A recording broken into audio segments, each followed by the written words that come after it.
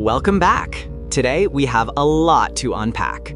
No, definitely not conspiracy. We begin. I want you to do something. Don't look away and don't reach for it.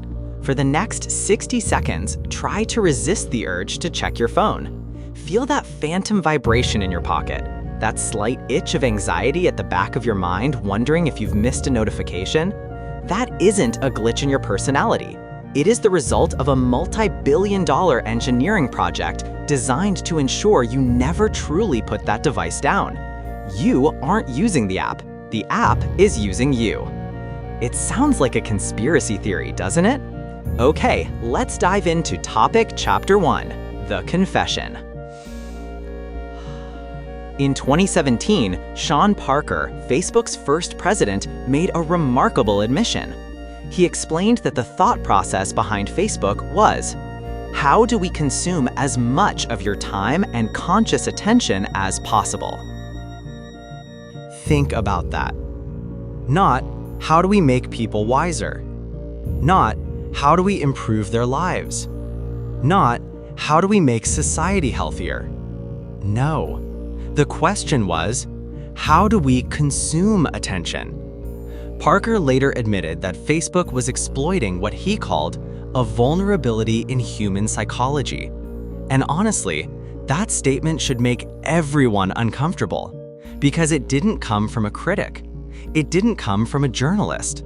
It didn't come from a rival company. It came from one of the people who helped build the system itself. So what exactly was this vulnerability?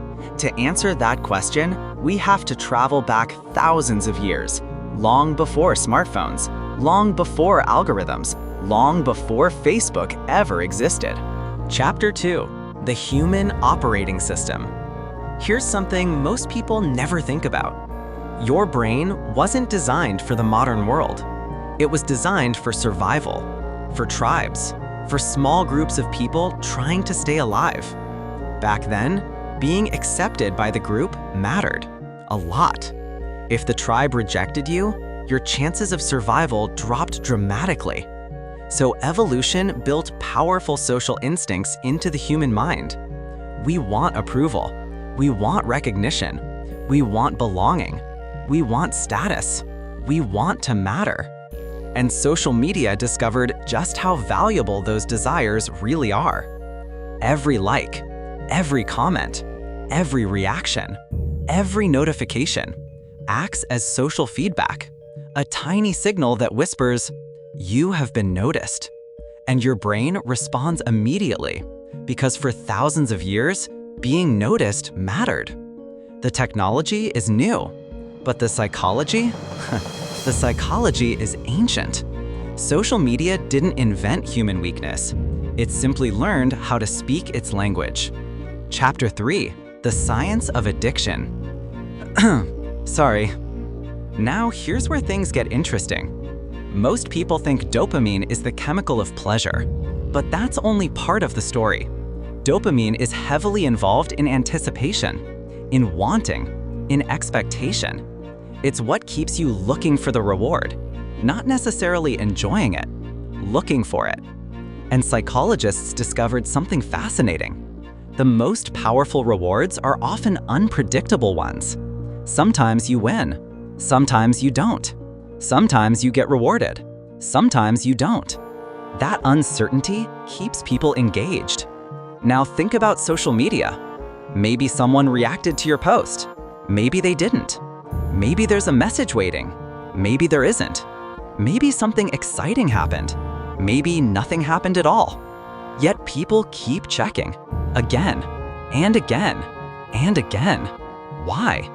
Because uncertainty is incredibly persuasive. Eventually, a pattern forms, a habit, a loop. Bored? Look. Anxious? Look. Lonely? Look. Confused? Look. I know, but you know what? The scary part is that social media didn't invent human weakness. It simply learned how to speak its language. It's very... I know, but you know what? The scary part is that social media didn't invent human weakness. It simply learned how to speak its language. It's very terrifying. Moving on next. Chapter 4, the real product. You've probably heard the phrase, if you're not paying for the product, you are the product. But honestly, even that doesn't go far enough. The real product isn't you. The real product is your attention. Every interaction teaches the system something. What captures your interest? What triggers emotion? What holds your focus? What keeps you engaged? And the better those systems understand human behavior, the more valuable attention becomes. That creates a powerful incentive, not necessarily to inform people, not necessarily to educate people, but to keep people engaged, because engagement creates value, and value creates profit. The question isn't whether these systems are intelligent. The question is, do we understand ourselves well enough to recognize what's happening? Conclusion. So, is social media evil? No, not really. Now, you may ask me, what's the connection between Adolf Hitler and Mark Zuckerberg? Well, history remembers Adolf Hitler because he understood something terrifying. Not technology, not economics, human psychology. He understood that if you can influence what people think, you can influence what people do. The dictators of the 20th century used radio, newspapers, propaganda, mass rallies. The tools were primitive. Today, humanity possesses something far more powerful: algorithms, personalized feeds, behavioral prediction, machines capable of studying billions of people simultaneously. Now, understand something important. I am not saying Mark Zuckerberg is Adolf Hitler. History is more complex than that. But I am asking a question few people seem willing to ask. If history feared men who could influence millions, what should we think about systems capable of influencing billions? Because power has evolved.